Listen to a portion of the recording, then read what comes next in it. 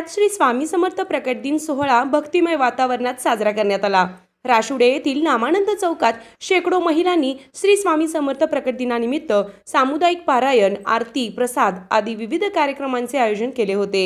त्याचबरोबर महादेव पाटील, सागर वन्हाळकर, बाजीराव वन्हाळकर आदींनी महाप्रसादाचे आयोजन केले होते।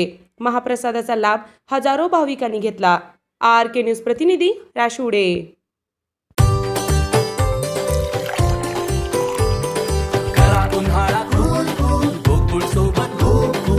गोकुळ सोबत गोकुल। ताज्या घडामोडींसाठी RK न्यूजच्या YouTube चॅनेलला सबस्क्राइब करा आणि बेल आयकॉनला क्लिक करायला विसरू नका।